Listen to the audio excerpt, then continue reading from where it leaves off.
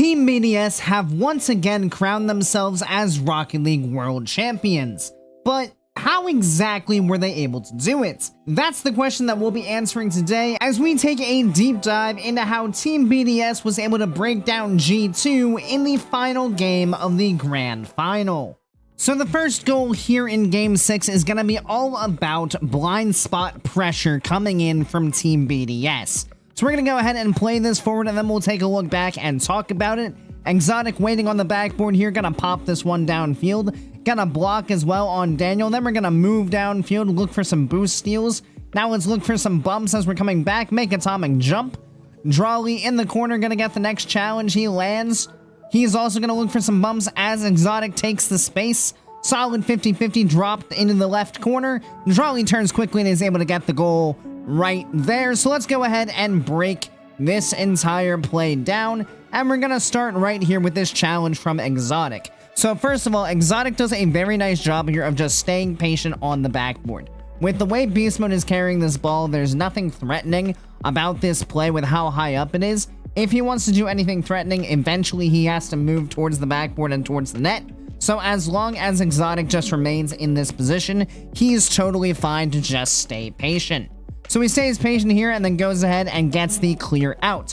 Now this is going to be very important for the pressure that we're going to apply to G2 here. We are not just going to give up on this aerial and let Daniel have a free touch like Daniel might expect. Instead, we're going to fly after it and make sure that we force that ball into the direction of our potential waiting teammates. In this case, it goes towards M0nkey. Now, as we land here, we have a decision to make. Do we land and turn back towards our own half, or do we B, go downfield and apply further pressure to the G2 backline? Well, this is all based on the situation that we're looking at right now. So as we can see, we have Beast Mode and Daniel both not really in positions to play the ball. So what this tells us is M0nkey and dralii do have a little bit of time here to play with, so there's absolutely no reason that we need to rush back overly quickly. So instead, we can go ahead and move downfield, look for some boost steals, and then as we're coming back, as the ball might be moving downfield, then we can look for some bumps on our rotation to cause some extra pressure on the G2 defense, which is exactly what we're gonna see here. As we go downfield, we wave dash down the field, we get a boost steal, and then as we come back, we're just going to be looking for what we can do to take advantage of our positioning. So we've already stolen boost from the third man back on G2, so you have two players completely starved out. So right here, we got him on low boost. Now we can take advantage of that by looking for bumps. So in this case, we eye up atomic, we go for that bump, we force him to jump maybe a bit earlier than he'd like, makes his takeoff quite awkward, and allows M0nkey and dralii to get this passing play through in the midfield. So now we go ahead and rotate back. Now this is where dralii's going to come up clutch. So he's going to go ahead and get this block, and now it's very important what he does as he lands here. So he could, again, just land and decide, you know what, I'm going to rotate back. Looks like they got a clear coming through. There's not really much left here for me, so let me just go ahead and get out of here. But instead, he's going to land. He's going to start to go back. But the entire time he's going back, he's watching how the play develops. And if we look at his player cam, you can see that he is just eyeing up how this play is developing. And the second he sees that Beast Mode is no longer in the play, and this now becomes a free ball for ExoTiiK, he knows that there's all this space for ExoTiiK to work with, and a pretty good chance for Team BDS to score if we can mess with these defenders just a little bit more. So knowing that information, dralii is going to see that ExoTiiK has the free ball, and the second this free ball is evident, dralii immediately turns back upfield, recognizes he can't bump Daniel, that's all well and good, whatever. He's immediately just going to go target the player playing the backboard. Because what is basically happening with this G2 defense is ideally that first man jumping is going to force ExoTiiK high so that atomic can then get a touch off the backboard and get the clear downfield. But in doing this, we're going to remove that threat from the backboard and then give us a lot of open space to work with here in the G2 half. So dralii takes the bump, and then ExoTiiK here makes a very smart play. He sees this bump coming in, and rather than try to just go over the top of Daniel with pace or try to do anything that's going to push this ball to the backboard, he is recognizing that this bump is going to create space all in this area. So by taking this kind of 50, he now can create a situation where this ball is either going to drop down to the left where dralii can take it, or drop down to the right where M0nkey can take it, therefore giving BDS a very good chance to take advantage of this open net opportunity.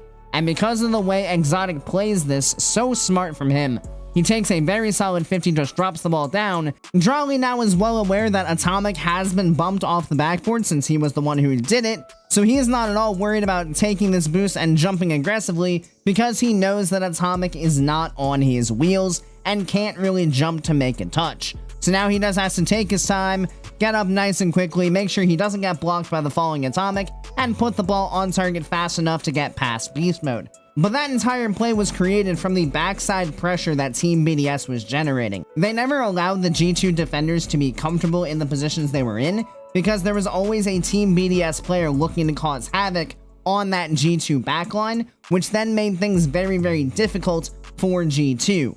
Combine that with the boost steal coming through from ExoTiiK, the incredibly smart 50-50 taken by ExoTiiK, and the overall low boost that G2 had to play with, and BDS was able to capitalize on a very good goal scoring opportunity. So we're back in a tie game here for goal number 2 from Team BDS, and what we're going to see both here and in the final goal is G2 getting a little too antsy to move upfield while having a number of players on fairly low boost, causing issues for them as they try to rotate back. So these next 2 goals isn't so much Team BDS actually beating G2 with anything overly incredible, it's really G2 putting themselves in really bad spots where they can't successfully defend. So as we'll see here, play this one forward, ExoTiiK gets absolutely hard blocked by dralii, ball comes over to the side, beast mode with control, ExoTiiK last line back, gonna go ahead and get that save, ExoTiiK dives on in, and now you can see all of G2 pretty starved out trying to desperately rotate back, and dralii can go ahead and take the touch over the top. So let's just go right from this control from beast mode. So beast mode sees a potential opportunity on net here. ExoTiiK admittedly not in the greatest spot because he does have to read exactly the kind of touch that beast mode's gonna get, but he does so perfectly fine, easily plays this ball to the corner. And here is where we're gonna see G2 push forward just a little too hard and put themselves in a very bad spot to rotate back. So as this ball goes over to the corner, dralii is going to start heading that direction, and for whatever reason, beast mode decides that he is just going to hard chase over to the corner as well. But what this means is that he's racing for a boost and a ball that is easily going to be played by dralii with absolutely no hope for beast mode to do anything over there. So why he's going over that direction is beyond me, because he could have just decided to rotate back and take some small pads on his way while allowing the rest of G2 to push forward, therefore giving them that third man back to be able to actually play off of these ensuing challenges. But instead he chases the ball down on 0 boost, and it means his rotation is going to be very slow. So as this ball bounces into the corner, dralii gets the boost, and now he's not even really interested in playing the ball. Like, that's a tough bounce. He can just wait because there's very little chance that G2 put on a threatening opportunity here, because if you look at the positioning of the G2 players, you have beast mode in the Team BDS corner, you have Daniel all the way back at midfield, both on 0 boost. So ExoTiiK is the only player on G2 that has anything to work with, and because these pros are so smart, Team BDS is probably well aware of the boost amount of these players. dralii just smartly turns off, waits to see what ExoTiiK's gonna do, and you can see both players making the same decision to turn off, because this is not a threatening ball that's coming out. ExoTiiK has now hard committed and has not gotten the best touch, it just bounces sideways. And what this creates is all 3 G2 players here along the side wall in the Team BDS half, all with like 33 boost or less. Which now means with this touch from ExoTiiK, dralii can just take this patience that he played with to go ahead and rush forward and get clean control of this ball, putting G2 in a very bad position.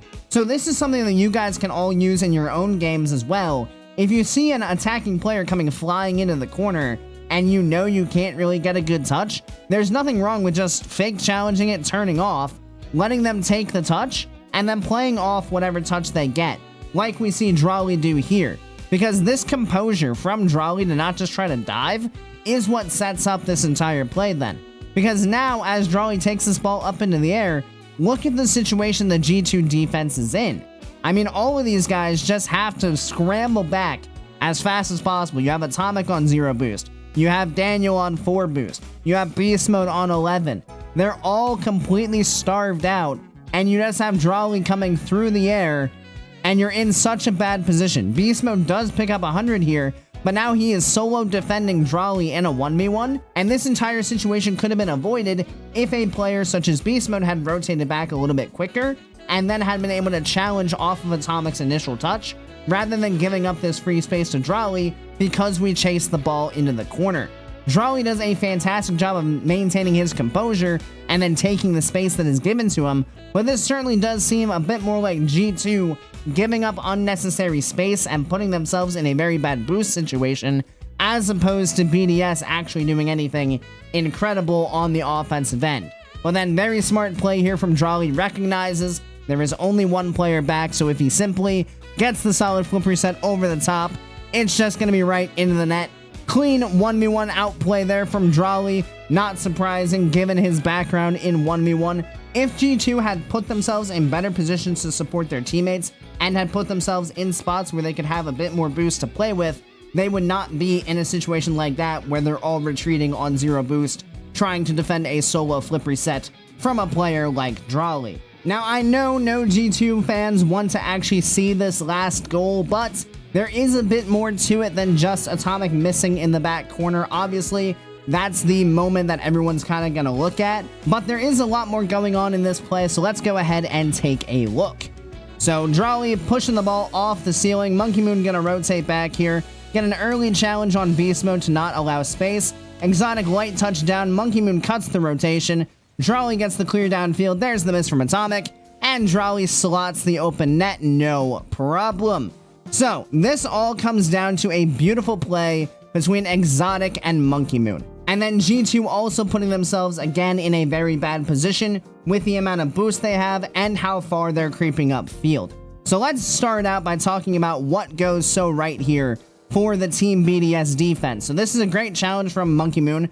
Gonna deny that space from Beast Mode, not allow that free touch. Absolutely fantastic. He lands with 47 boost. Now this is key from ExoTiiK, so he's gonna jump up here, and he could go for a very hard touch, right? Like he could try to bang it off the sidewall, he could try to get a touch back into his own corner, he could try to like get a crazy redirect that like lightly pops it back into the G2 half. He could do a whole bunch of things with this ball.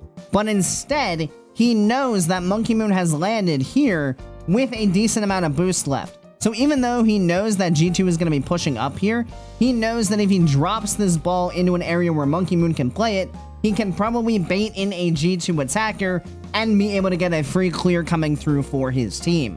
Which is exactly what we're going to see, right? So ExoTiiK jumps on up. He gets a very light touch off the corner of his car to just drop it in a somewhat open space. Now Daniel sees this and he's like, oh, that's a ball that I can go for. Unfortunately, it seems that Daniel has absolutely no idea that M0nkey is right behind him, because he just gets absolutely dusted into this ball by M0nkey.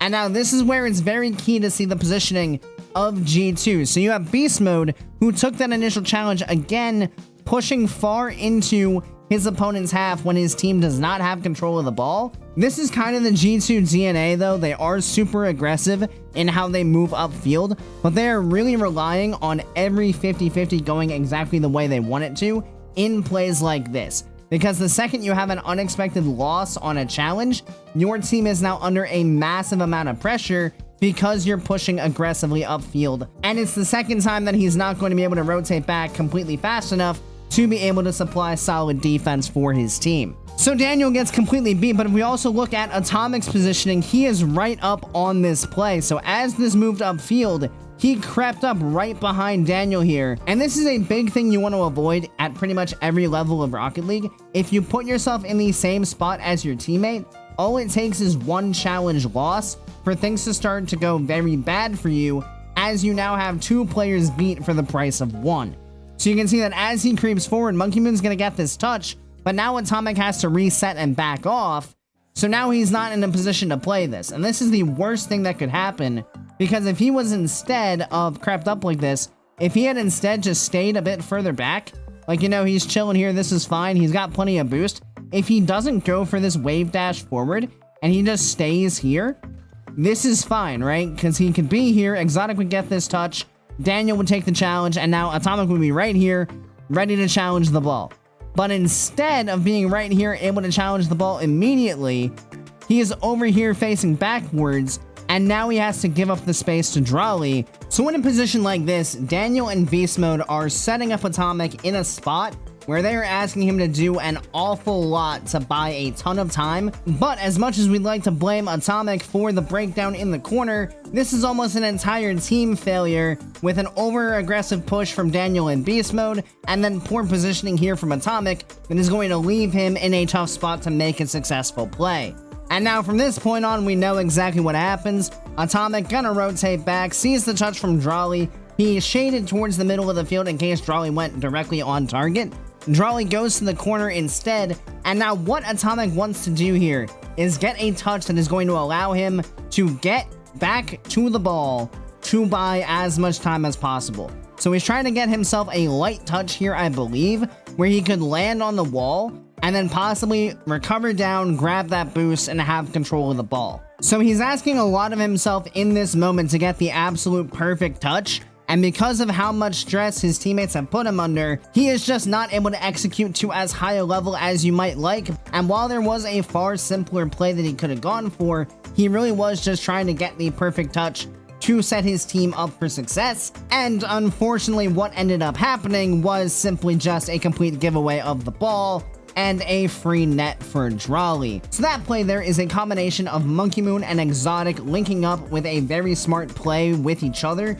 to get the ball back out of their own half, which then puts a lot of pressure on G2 as they pushed up super aggressively for the ball, and the second that ball got past them, they put a lot of stress on their third man back. And because he wasn't able to get the perfect touch that he needed in that situation, Team BDS are able to capitalize and score the game-winning goal. Of course, thank you guys so much for watching. I really do appreciate each and every one of you who made it to this point in the video, and I do hope you enjoyed it. If you did, make sure you click that subscribe button right down below so you make sure you don't miss any future Rocket League content. Additionally, if you'd like to be a bit more involved in the community we're building here, feel free to join my Discord, which I'll have linked down in the description.